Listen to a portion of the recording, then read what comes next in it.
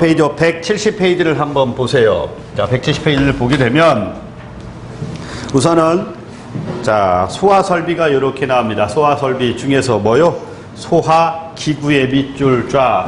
소화 기구를 설치해야 되는 특정 소방 대상물이 이렇게 나옵니다. 이렇게 소화 기구. 자, 이거는요. 연면적 얼마를 생각해라? 33제곱미터. 이거를 꼭 생각해 줍니다. 이 33제곱미터가 10평이라는 개념이야. 평수를 10평. 알겠죠? 자, 우리가 이제 보통 10평의 기준이 뭐냐면 방 하나짜리인 완룸, 빌라에 있는 완룸이 한 8평 정도가 이렇게 됩니다.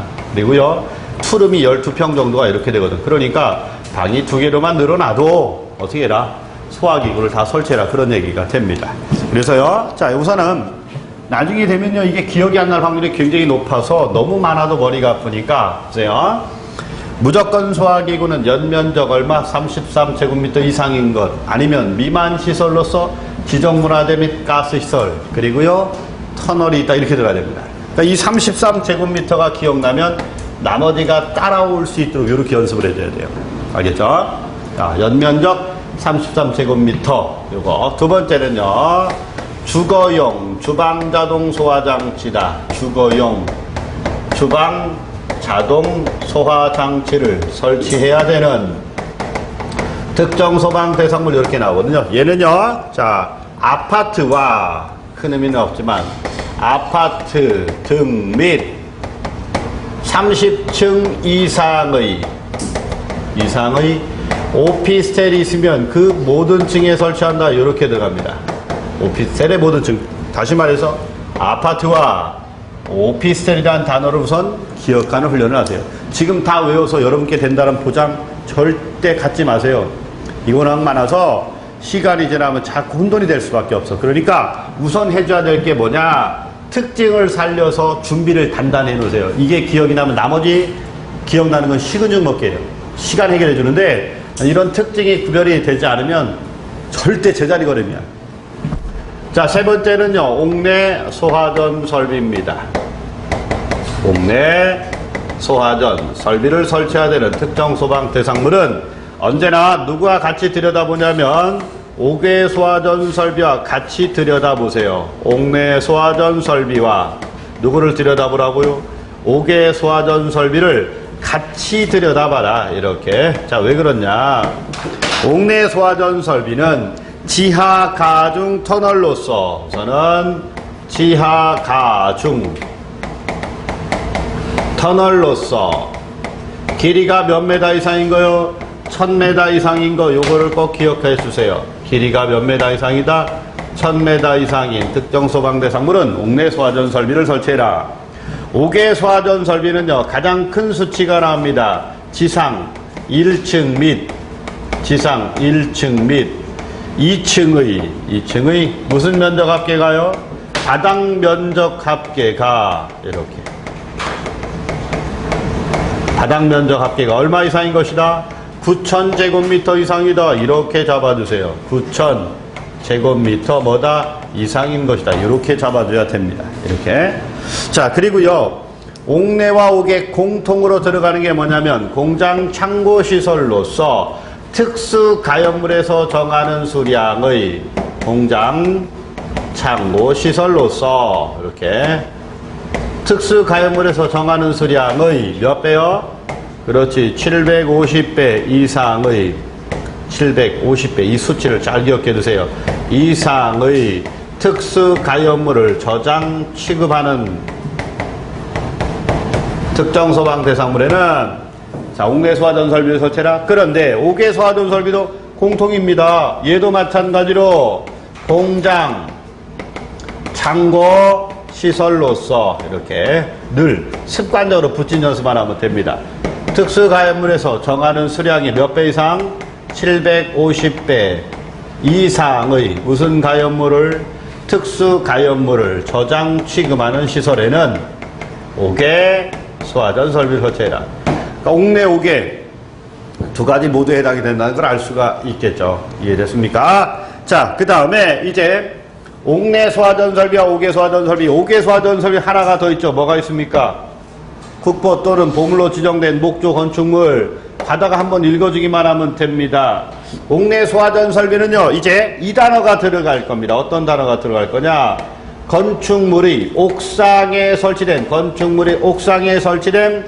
차고 주차장이 이렇게 들어가네요. 자, 그럼 바로 나와야 되겠죠. 건축물의 옥상에 설치된 차고 주차장으로서, 자, 요거 차고 주차장 용도로 사용되는 부분의 면적이 얼마 이상인 거, 차고 주차장 나오면 무조건 얼마요? 그렇지, 200제곱미터 이상. 이렇게 하면 되겠죠. 200제곱미터 이상이다. 이렇게 하면 됩니다. 그러니까 이거는 본능적으로 늘 우리가 연습하던 대로 숫자가 만나들이나 보면 되기 때문에 어려운 게 전혀 아닙니다. 차고 주차장 나오면 무조건 얼마라고요? 200제곱미터 이상. 그리고 여기다가 이제 밑줄만 쳐놓으세요. 뭐냐? 연면적 얼마요? 연면적 3000제곱미터 이상이거나 3000제곱미터 이상이거나 이렇게. 또 바닥 면적이 얼마 이상인 거? 600제곱미터 이상인 것. 무슨 면적이? 또는 바닥 면적이 얼마? 600제곱미터 이상인 것. 자, 그리고요, 기타 근린생활시설 기타 드르르 복합 건축물로서 연면적이 얼마 나온다고요? 1500제곱미터 이상이거나 또는 바닥 면적이 얼마? 300제곱미터 이상. 이렇게 이해됐죠? 자, 요거 이상이거나 요거 얼마? 이상. 이렇게 들어갑니다. 그러니까 그냥 외우면 절대 안 외워도 돼요. 외우려고 하지 말고 3000에 1500 반줄인과 마찬가지로 600에 300 반줄인 단어들이 이렇게 두 개가 더 있구나 라고 이렇게 밑줄 쳐놓고 평상시 읽어주기만 하면 돼요. 이런 놈들을 답으로 만들려고 하진 않기 때문에 그렇습니다. 이해됐죠? 자, 그래서 이제 이런 단어들은 밑줄 쳐서 이제 시간 나는 대로 지속적으로 반복해주고, 옥내 소화전 설비 그럼 지하가정 터널 길이 얼마? 1000m 이상. 옥외 소화전 설비는 지상 1층, 2층의 바닥 면적 합계가 얼마? 9000제곱미터 이상. 이걸 가장 먼저 기억하고, 옥내 옥외 공통이 뭐라고요? 특수가연물 몇 배 이상? 750배 이상. 이렇게 기억하는 훈련만 지속적으로 해주면 돼. 이해됐지? 자, 이제 살짝 지우겠습니다. 이렇게요. 자, 그 다음에 스프링클러 설비다. 자, 뭐라고 했습니까? 스프링클러 설비는 시험 보는 그날까지 무한 반복을 해줄 필요가 있다. 그래서요, 별표 두 개는 가장 어렵다라가 아니고 출제확률이 굉장히 높다, 기출된 문제다가 아니고 뭐라고요? 그렇지, 시험 보는 그날까지 반복하는 의미야. 알겠죠? 스프링클러 설비는요, 자, 단어를 보니까 이렇게 들어갑니다.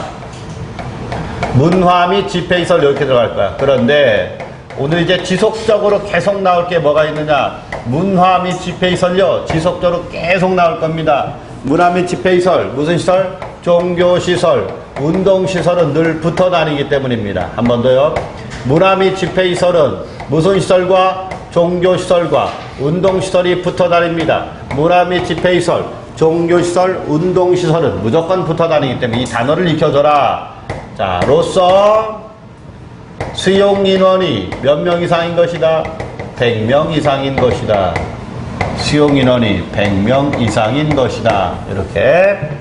자, 두 번째 단어를 보니까 판매, 운수, 창고시설 중. 판매, 운수, 무슨 시설? 창고시설 중. 자, 이제 다 없애버릴 거야.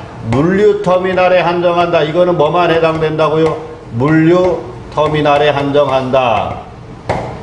물류터미널만 한정한다. 물류터미널만 해당이 되는 얘기야. 그러면 물류터미널은요, 그 물류를 싣고 이렇게 내리는 그 인원이 굉장히 많습니다.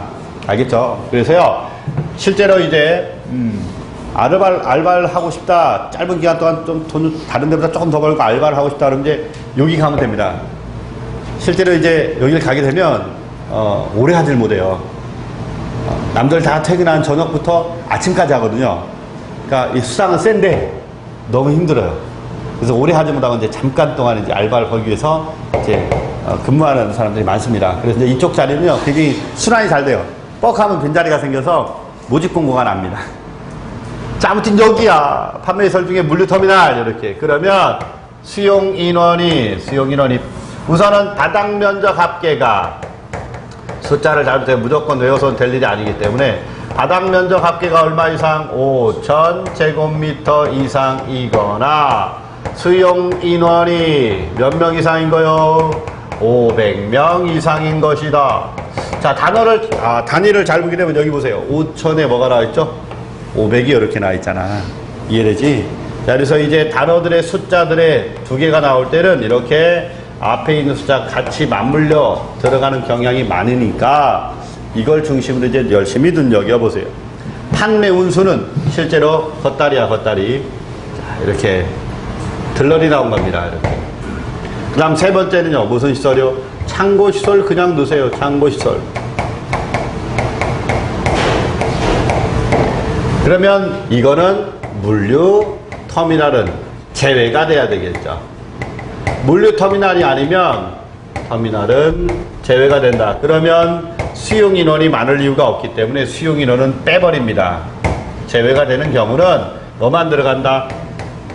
그렇지. 바닥 면적 합계가 얼마만 들어간다? 5,000제곱미터 이상인 특정 소방 대상물 창고시설을 얘기하는 겁니다. 자, 그 다음에 이제 답이 될 만한 부분 하나 잡아 둡시다. 이렇게 스프링클러 설비가 이렇게 나면 답이 될 만한 부분은 뭐다? 그렇지.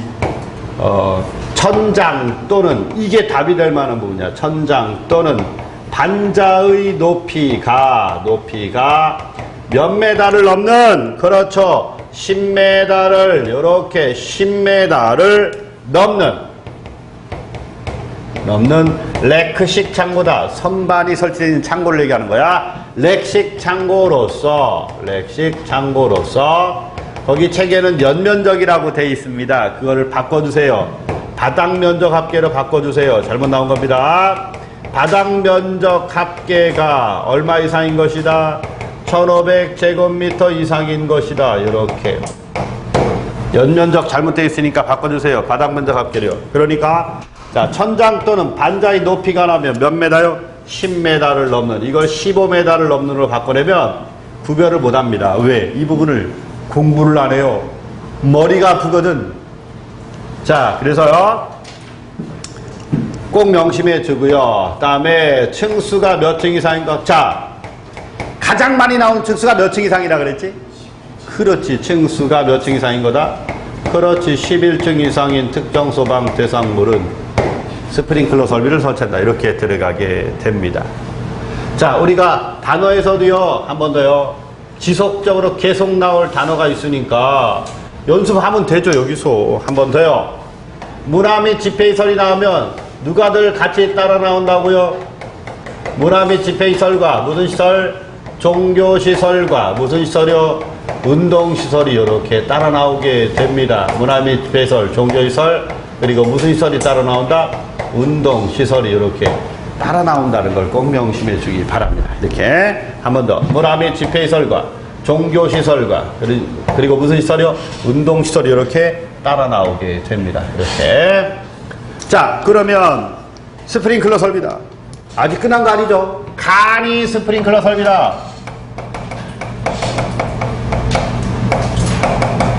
간이 스프링클러 설비가 이렇게 나오게 되면, 자, 요거는요, 근린생활시설 중, 즉 근린생활시설로서 해당 용도 사용되는 부분의 바닥 면적 합계가, 수치 잘 보세요. 바닥 면적 합계가 얼마 이상인 거요?